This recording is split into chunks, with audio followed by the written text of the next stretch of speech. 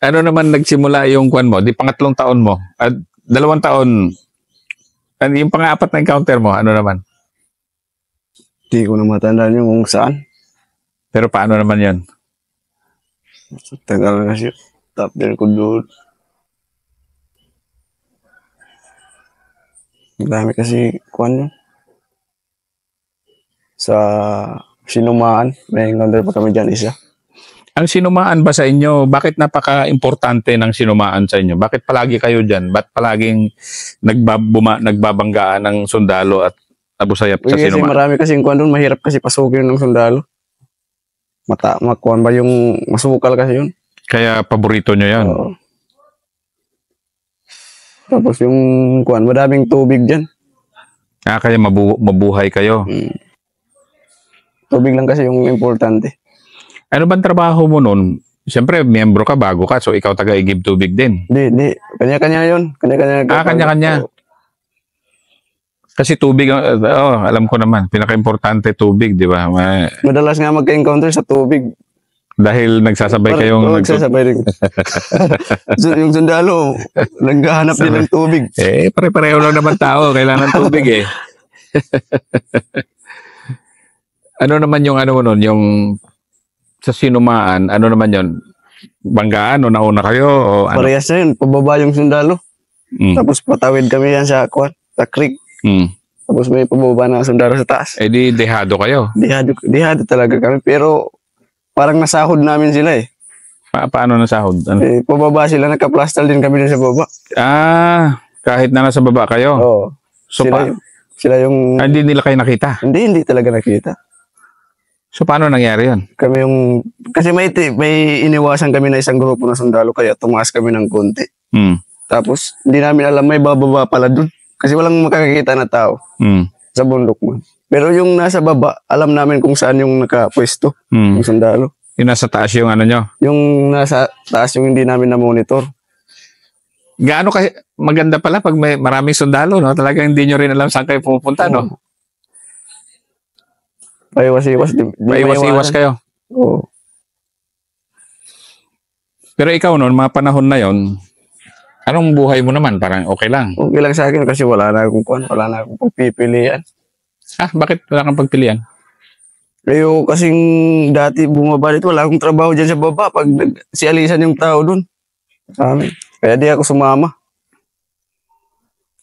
So anong pinagkakitaan mo pala bago ka nag-abusayap? Di, dyan lang ako sa trabaho sa yung mga... Kopras? Oo. Mga... Ano ba yung tawag din? Mangustin? Maglahing, oo. Parang ano. Bunga lang ng puno. Yung ano, binibenta mo? Oo. Pero paano pag siyempre, wala kayong sweldo, di ba? Wala talaga. Kaya nagsarili kami ng trabaho. Kung ano-anong matrabaho pwede. Ibig sabihin, kahit abusayap ka? Hindi. Nga abusayap, wala na akong trabaho. Oo nga. Di ba? Sagot na yun ni Kuan. Sagot na ng commander yun. Lahat. Ano yung sabihin sagot niya? May pera? May pera rin? May pera, oh. Pati gamit mo dun, okay na lahat. Ganon. Oo, ganon. Lahat. Walang problema doon kahit kahit wala kang damit. Napapasok? Oo. Meron ka? Oo. Bibilihan ka agad doon. Ibig sabihin, maraming pera. Oo, maraming talagang pera. May nakapondo kasi yun. Kuan. Para sa gamit at bala. Ganon. Oo. Kasi sa NPA, wala talaga. Yung isang in-interview ko na NPA, yung 5 piso sa wallet niya sumali siya sa NPA, 5 taon siya sa NPA, pagbaba niya, 5 piso pa rin, di man lang nakatikim. Pero marami siya nakitang pera na pumapasok.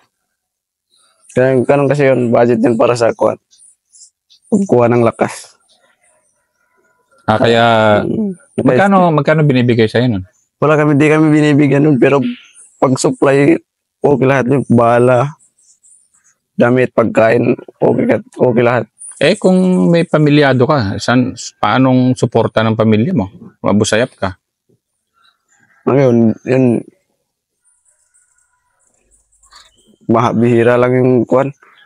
Yung mga kuwan kasi dyan, binibigyan din ng kwan. Ng mga leader yung kwan. Yung mga may pamilya. Para sa suporta sa pamilya. Oo.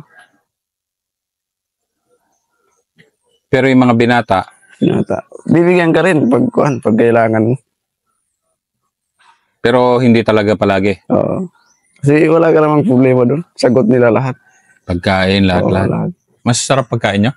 Nakadepende yun. Sige nga, ano mga pagkain nyo na masarap? Dilata, siyempre. Oo, dilata. Saka maigi.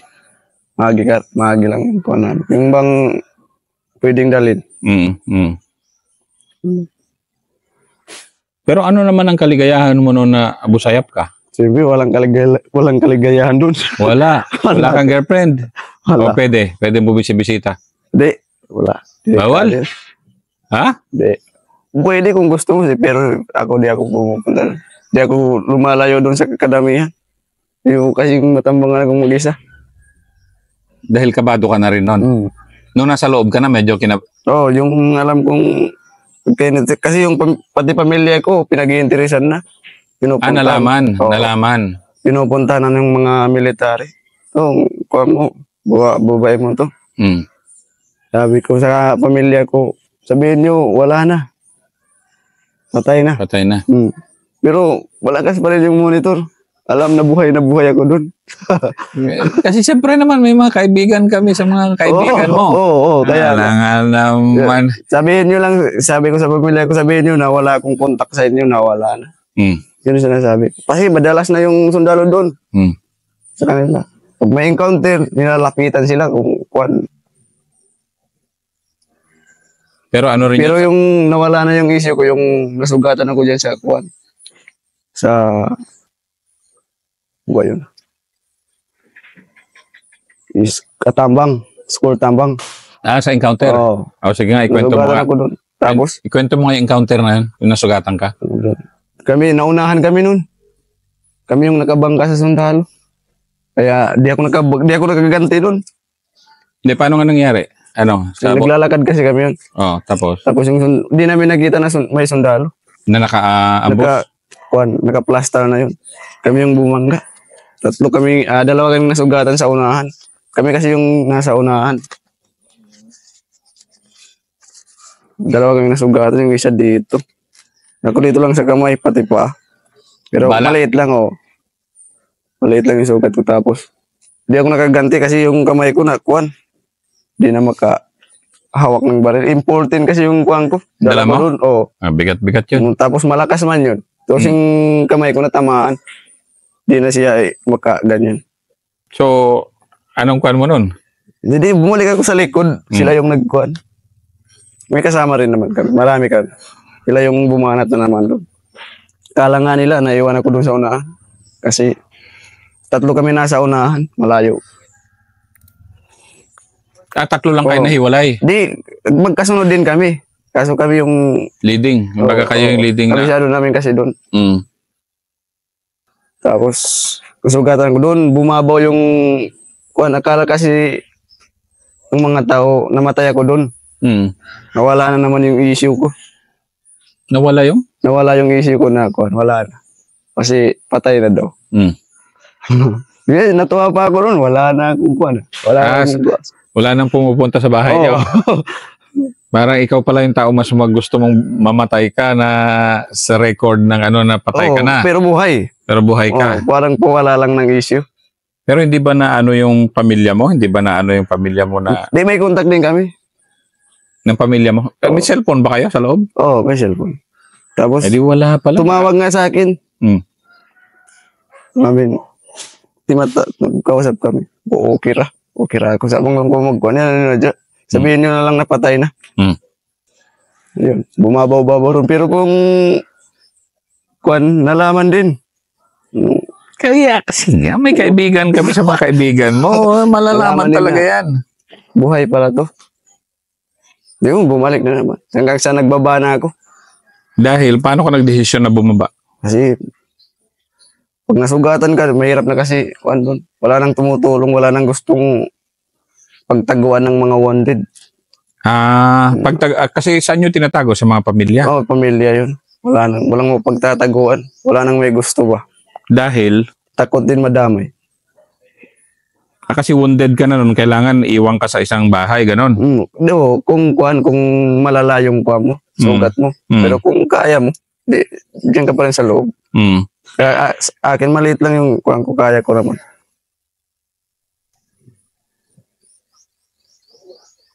Pero, paano ka nagdesisyon talaga na baba na ako?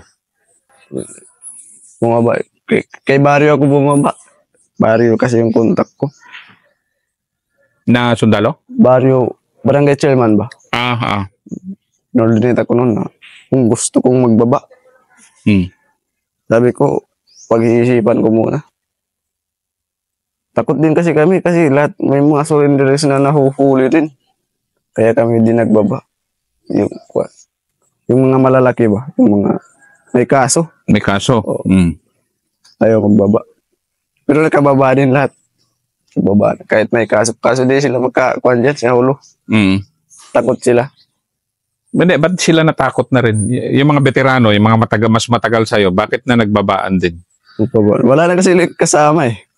Ano, no? Wala na silang kasama. Kasi nagbabaan na. Tapos nakita nila yung mga surrenderies dyan, malaya. Malakas man, may monitor din naman sila. Kasi may signal naman dito eh. Malaya yung surrenderies, tapos di ginagalaw. Parang naging normal lang ulit. Pero yung mga ganon, naglaylo, pwede rin bumalik ulit mag-Abu Sayyaf. Nakadepende yun. Pwede, no? Pwede rin. Kung mayroon ulit. Ba't sila mag-Abu Sayyaf ulit kung may pera ulit? Iyon, depende. Depende nga. Ano yung mga depende? Kung may leader ulit. Depende sa decision ng tao. Kung gusto nila bumalik. Bakit si Radulan ba? Paano namatay? Gera? Hindi ata. Sakit? Tanda na kasi yun. Pero, nung bumaba ka, hindi ka naman siguro sinaktan. Hindi talaga. Di ba? Ano man, mababait na yung sundalo ngayon. Mababait. Praise G kasi yan. Okay Okay ganon. Okay Parang wala lang. So, nung bumalik ka na malaya ka ulit gumalaw, ano naman kaligay? Tulad ngayon, malaya na ako. Kaya nga, okay lang. Pabuti na talaga yung kwan. Parang binura lahat yung kwan ba? Kamalian namin. Sa tingin mo ba mali ang maging ASG? Hindi, kaibigan ko kasi kaya ako sumali. So, hindi naman mali. Anong kwan mo?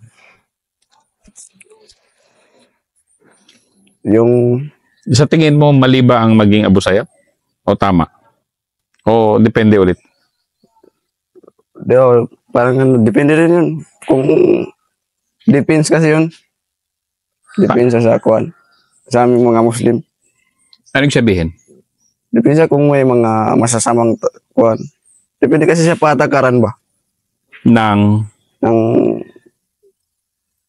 military. Kung masama, yun, doon kami mag-defense lang kami. Pero kung pabuti, hindi, walang gira. Ganun ba? Kung mabuti yung patakaran, palakad ng military. Ng gobyerno, okay lang yun. Wala rin naman. Diyan lang naman kami, hindi kami pumupunta dito sa Aqua, sa baba. So diyan lang ka, paikot-ikot lang sa baryo nyo? Kami lang yung pinupunta ng sundalo. Siyempre, binibisita kayo ng barilan. Hindi kami yung pumupunta. Wala nga naman, kahit sinong tao, pag ikaw yung pinuntahan, tapos may baril ka rin naman, lalaban ka, di ba? Dinadayo kayo eh. Ganon yun. Ganon yun. Pero kung hindi kayo dayuhin... Hindi, nakatulog ka. Durian lang kami doon. Kain. Saka magbasa ng Quran. Yun lang.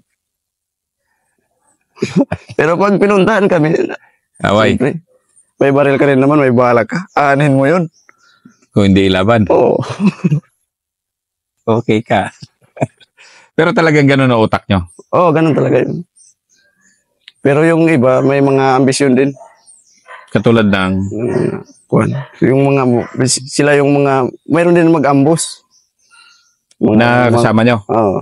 Pero ibang grupo yun, yung mga gala-gala lang sa gilid, yung mahilig mag-encounter, tapos takbo. Parang ginagalit lang ba yung sundalo? Sundalo. Oo. Pero kayo, yung grupo ni Radulan, Di yun umuoffensive. Grupo nila dulan na ka-stay lang. Paiwas-iwas lang kami sa sundalo.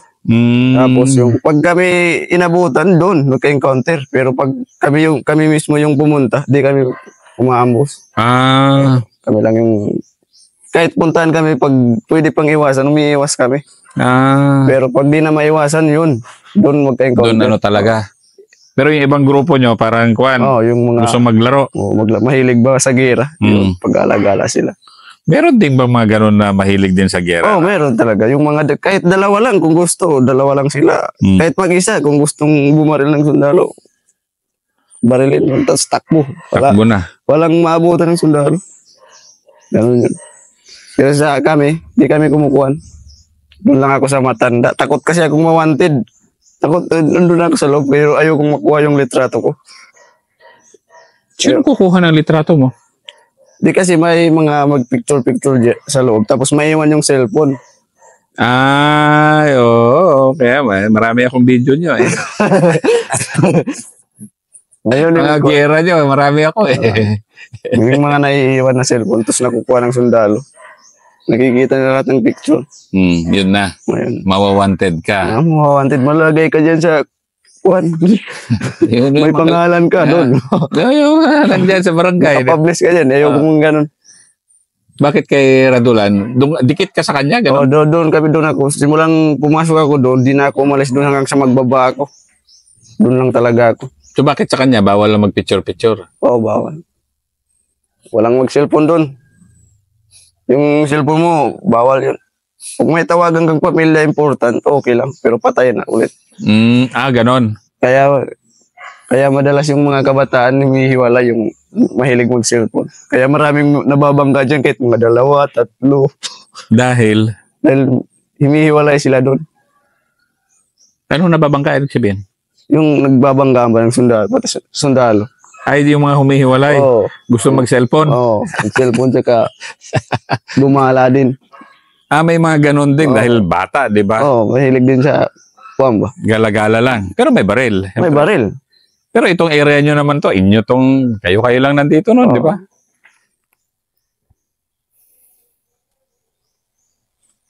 So, nung bumaba ka, ano naman naging buhay mo na? Nung bagong baba pa ako, di ako lumalabas. Takot ako, para bang nanibago ako sa mga tao. Paano ka nanibago? Wala kasi kaming tao doon. Puro kayo lang? Mga ibon lang yung nadidinig mo doon. Yung ako. Ganun ba? Tapos Wala. Tapos nung bumaba ako, sila ako sa bahay, di ako umalis. So, nung pumunta yung sundalo, sinasama nila ako na sa town, pasyal. Ganun lang, snack. Siyatid na naman ako, pauwi. Ganun lang. Tapos gumala lang ako yung nakakuha na ako ng mga police clearance. Yung clear na wala na akong pagdududa doon. Takot kasi ako, baka mahuli ako. Kung susurrender na ako, mahuli pa. Pero kung nag-surrender ba kayo, siyempre nagagalit yung mga kasama nyo o ano naman? Nagagalit yung... Depende kasi yun kung may kung nagagalit. Wala kang kasalanan o ano ba yun? Kung may kasalanan ka, magalit. Pero kung sarili mo lang yung palinis ka lang ng papel. Walang problema. Hindi ka magpagamit. Paggamit sa military, gano'n. Yun sila nagagalit. Pero ngayon maligaya ka. May asawa ka na? Wala pa. Aray. Sus. Pero yung 4 na taon mo sa Abu Sayyaf, ano naman masabi mo doon? Okay lang sa'yo na nag-Abu Sayyaf ka at buhay ka naman na lumabas o ano? Okay lang sa akin. Kala ko kasi di na ako makakalabas doon. Kasi marami rin namamatay na kasama.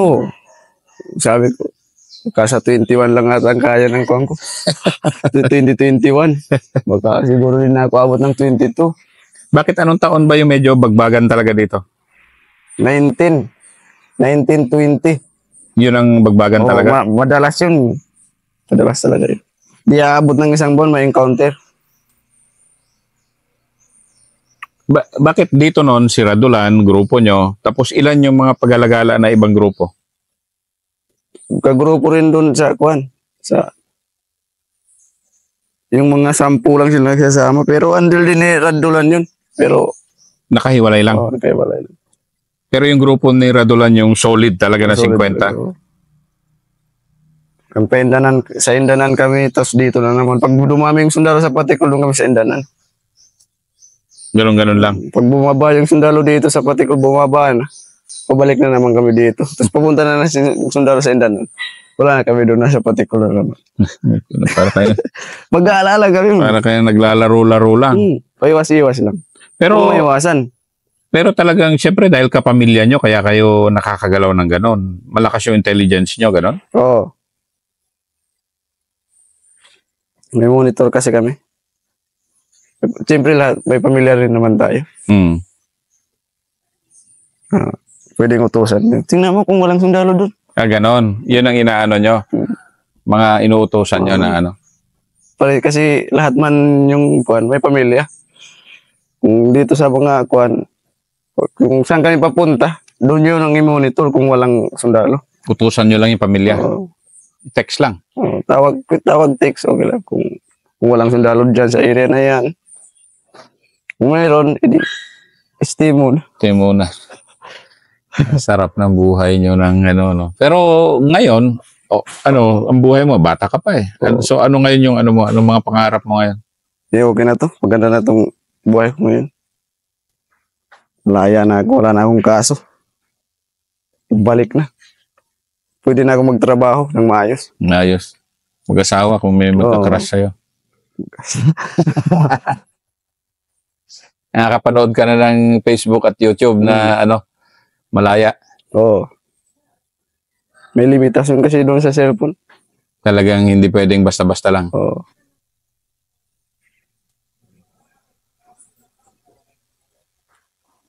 Salamat. Oo.